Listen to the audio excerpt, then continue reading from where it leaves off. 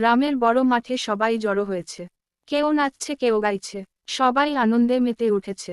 এমন সময় কঙ্কাল মাইক ধরে ঘোষণা দিচ্ছে, ভূতের বিয়ে মেলায় সবাইকে স্বাগতম। আজই খুঁজে পাওয়া যাবে পেত্নীর বর। সবাই নজর রাখুন এই মেলায় আর আমাদের পেত্নীর দিকে। এটা শোনার পর ওইখানে বসে থাকা সবার মাঝে থেকে মরল বলল, সবার জন্য আছে ভৌতিক লাড্ডু, ভূতের রল আর মিষ্টি দই। সবাই আনন্দ করো, তারপর খাওয়া দাওয়া হবে।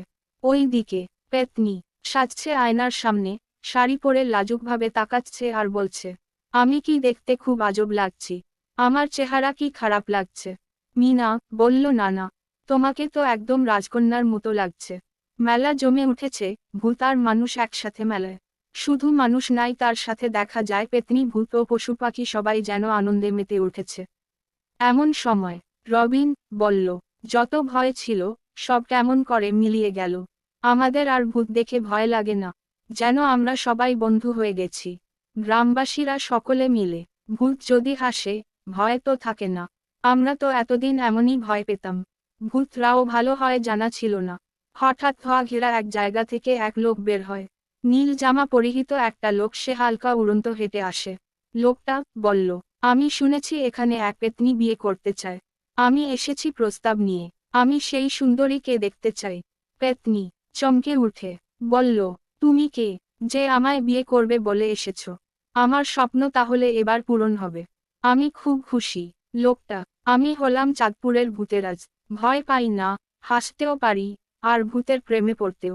কঙ্কাল বড় পেত্নীর দিকে তাকিয়ে গম্ভীর কণ্ঠে বলল, আপনি কি পেত্নীর কান্না শুনে এসেছেন, না তার রূপের কথা শুনে? ভূতেরাজ হেসে বলল, না, আমি তার হাসির প্রেমে পড়েছি। তার হাসি আমার দেশ পর্যন্ত শোনা যায়।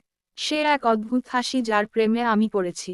মিনা এই দেখে বলল, তোমাদের মধ্যে জমছে তো বেশ, চালিয়ে যাও। পেত্নী ও ভূতেরাজ হাসছে, চারপাশে সবাই হাততালি দিচ্ছে।